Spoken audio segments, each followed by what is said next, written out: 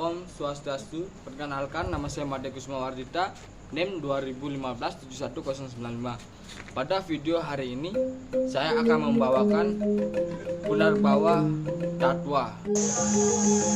Punarbawa berasal dari bahasa Sanskerta, yakni punar yang berarti musnah atau hilang, dan bawa berasal dari akar kata bu yang berarti tumbuh atau lahir. Jadi punarbawa berarti musnah tumbuh lagi atau lenyap lahir lagi. Dengan kata lain, lahir berulang kali. Menurut ajaran agama Hindu, bahwa setiap makhluk akan dilahirkan berulang kali sebelum mencapai moksa. Ini berarti kalau orang yang sudah meninggal kemudian atmanya bersatu dengan para atma atau sang yang widi, maka tidak akan dilahirkan kembali. Tetapi belum mencapai moksa, maka akan terus mengalami kelahiran yang berulang kali. Proses inilah yang disebut dengan punarbawa. Punarbawa juga termasuk hukum alam semesta.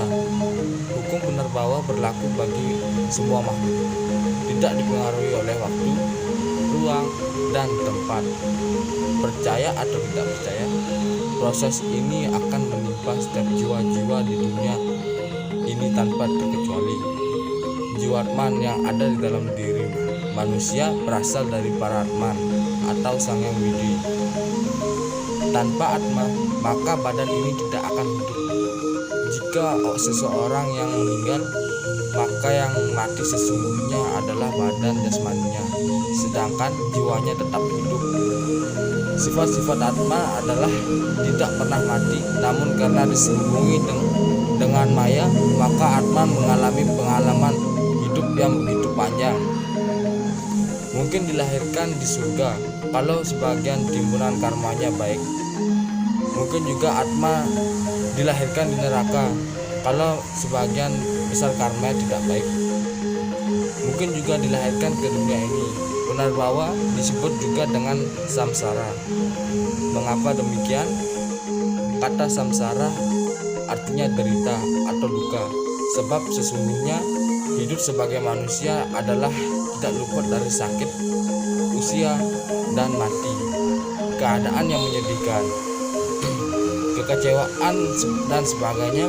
Keadaan itulah yang disebut samsara, yang kemudian dalam bahasa Indonesia menjadi sengsara. Jadi lahir di dunia ini sejatinya adalah suatu kesengsaraan. Punarbawa juga disebut dengan istilah numadi, numitis, menitis, mulih nyideh nasi. Artinya adalah menjelma kembali. Punarbawa sangat tergantung pada karma. Punarbawa juga hukum karma adalah berkaitan, sehingga terdapat perbedaan dari setiap kelahiran manusia di dunia. Ada yang miskin, ada yang kaya, cantik, dan lain-lain. Mengapa hal tersebut berbeda? Tidakkah Sang Yang Widi adil? Dalam pelajaran karma pala telah disebutkan bahwa setiap perbuatan akan berubah. Dari perbuatan baik akan timbul kebahagiaan, dari perbuatan jahat akan timbul penderitaan. Dengan demikian, pemilik perbuatan ahli waris perbuatan ia akan menjelma di dunia ini menurut perbuatannya. Kehidupan yang sekarang ini adalah kelanjutan dari kehidupan di masa lampau. Begitu pula kehidupan yang sekarang akan menjadi dasar kehidupan yang akan datang. Karena itulah terjadi kehidupan yang berbeda bagi semua manusia. Jadi jelaslah bahwa hukum karma dengan punarbawa itu mempunyai hubungan.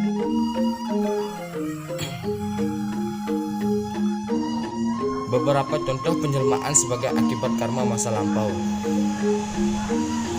Orang yang membunuh makhluk berjiwa, bengis, kejam, diperbudak oleh nafsu kebencian, tidak mempunyai ulas kasih dan kasih sayang, maka setelah kematiannya ia akan jatuh ke dalam keadaan kehidupan yang lebih rendah, penuh kesedihan dan penderitaan. Dan kalau orang yang dilahirkan ia akan berumur pendek. Orang yang suka menyakiti dan menyiksa makhluk lain, ia akan jatuh di dalam kehidupan yang lebih rendah. Atau kalau ia lahir sebagai manusia, ia akan menjadi sakit-sakitan. Dan video pada materi ini saya ucapkan